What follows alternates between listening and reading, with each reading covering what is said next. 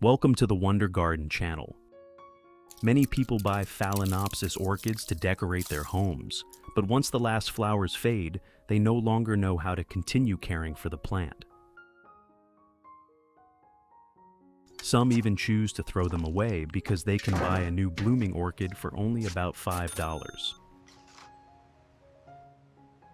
But what many people don't know is that Phalaenopsis orchids are not plants that bloom only once.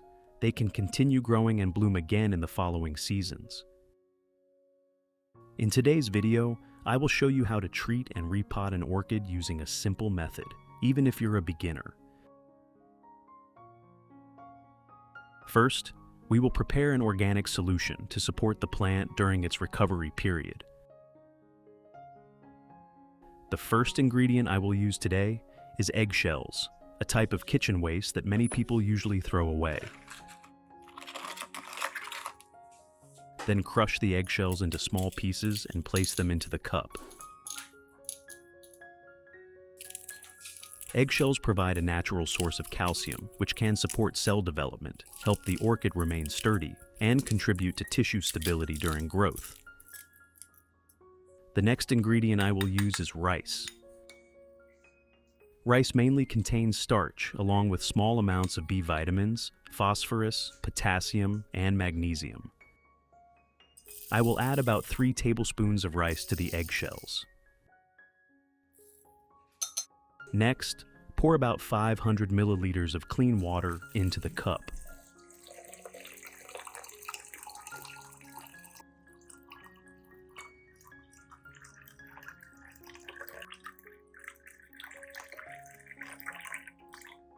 Then, stir thoroughly so the ingredients come into contact with the water. Cover the cup and soak the mixture for about 1 day.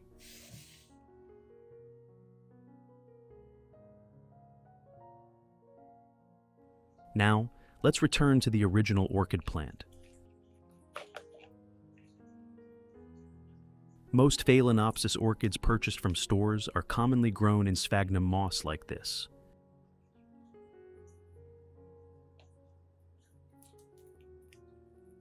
The first thing I will do is gently remove the old moss surrounding the root system so that I can accurately inspect the condition of each root.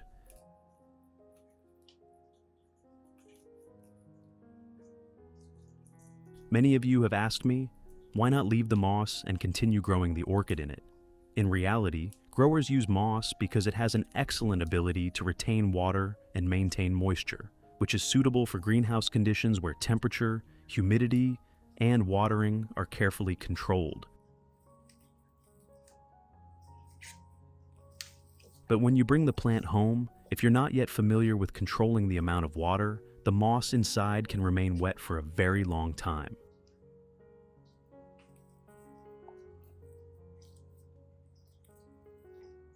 If we continue watering while the moss is still wet, the roots may lack oxygen, increasing the risk of root rot, yellow leaves, and overall plant decline. Therefore, for beginners, I usually recommend removing all of the moss from the orchid. After removing all the old moss, you can clearly inspect the entire root system of the orchid.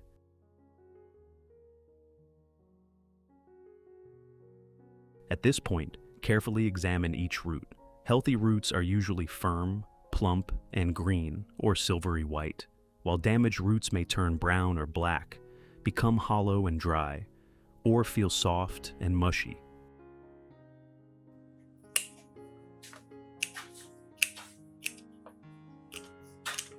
Use clean, sterilized scissors to cut away any damaged roots while preserving as many healthy roots as possible.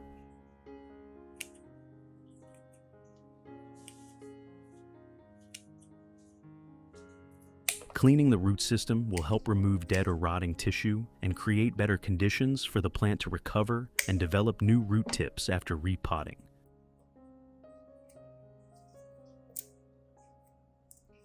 In addition to the English voice, we have now created dubbed voices in French, German, Italian, Spanish, Portuguese, Japanese, Hindi, and Indonesian to help you understand the content more easily.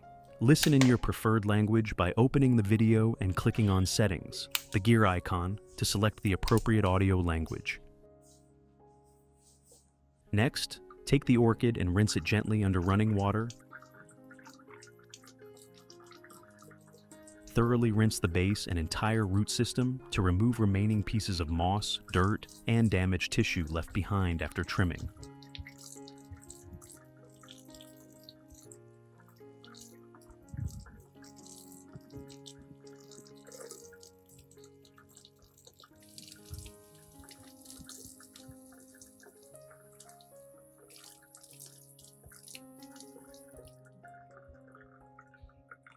Finally, place the plant in a clean, well-ventilated area to drain and dry for 1 day, allowing the cut areas to dry completely before repotting.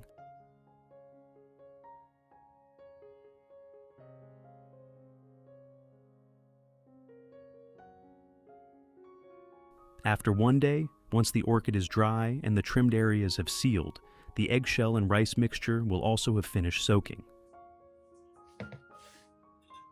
Now I will use a fine mesh strainer to remove all the eggshells, rice grains, and remaining residue, keeping only the liquid.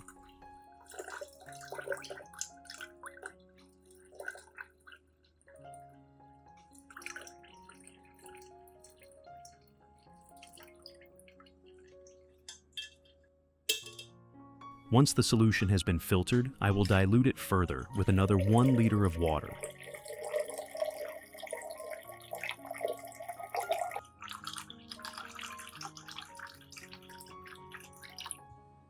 Which country are you watching this video from? It's wonderful that we can connect with each other from all over the world. If you haven't subscribed to the channel yet, please hit the subscribe button to support me and not miss any orchid care tips. Before repotting the orchid, I will soak the base and roots in the prepared solution for about 10 minutes.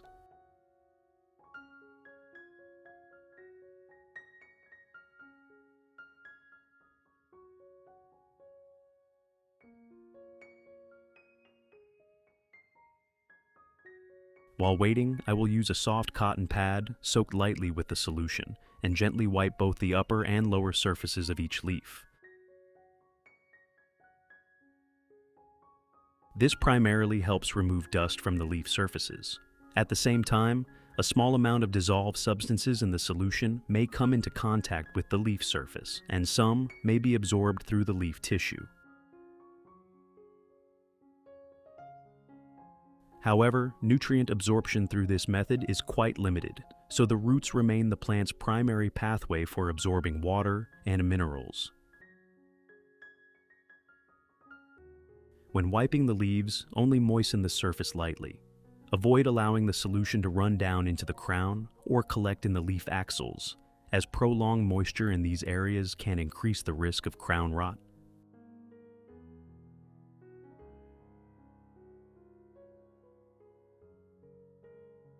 After 10 minutes, I will remove the plant and let it drain before repotting. Today I will show you how to grow the orchid using a water growing method.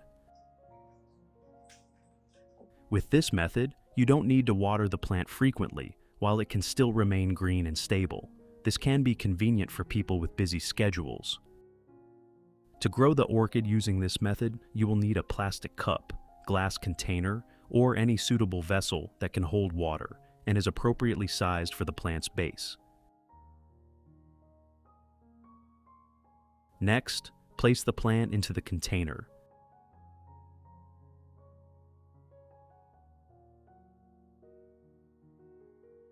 Then add a small amount of clean water.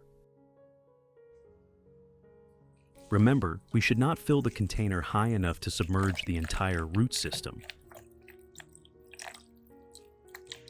Only maintain a low water level at the bottom, because if the roots remain deeply and continuously submerged, they may lack oxygen and have an increased risk of root rot. This is extremely important when growing orchids using this method.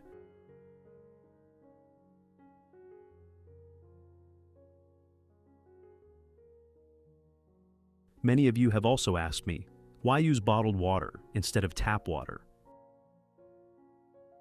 In reality, tap water in many areas is treated with chlorine or chloramine. However, this does not mean tap water is always harmful to orchid roots. Water quality depends on the local area, hardness, and concentration of dissolved minerals.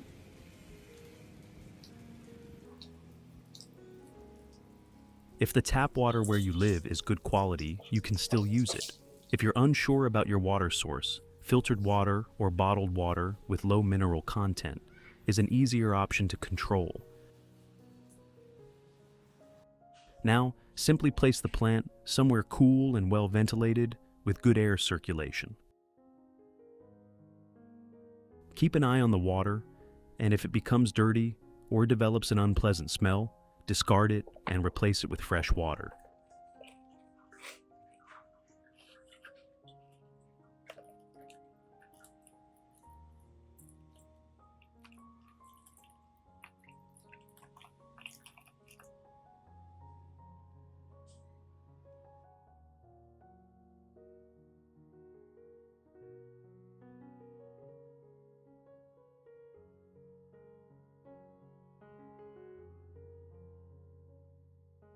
Result: these orchids of mine have also been cared for using the same method, and as you can see, their root systems have now developed very strongly.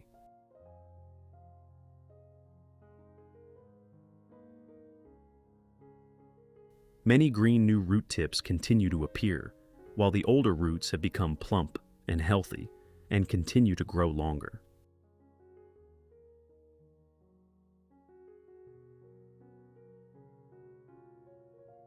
This is a positive sign that the plant has adapted to its new growing environment, its root system is functioning well, and the plant is able to absorb water and continue growing.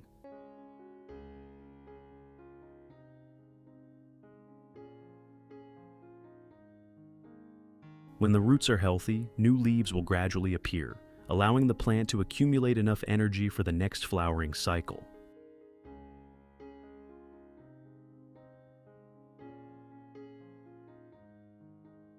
The most important thing with this method is to maintain an appropriate water level, clean water, and sufficient air circulation around the roots. Never allow the entire root system to remain continuously submerged in water.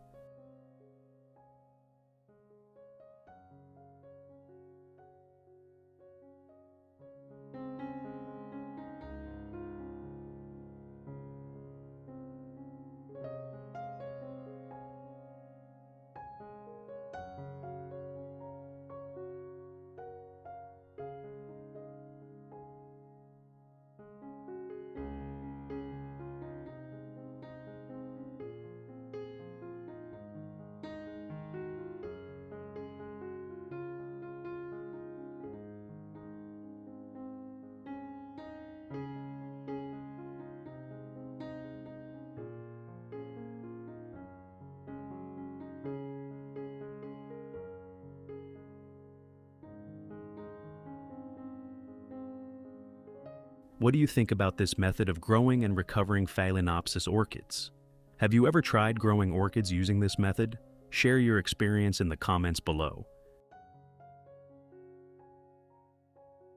If you found this video helpful, don't forget to like, share, and subscribe to the Wonder Garden channel so you don't miss more orchid care and recovery tips in our upcoming videos. Thank you for watching. See you in the next video.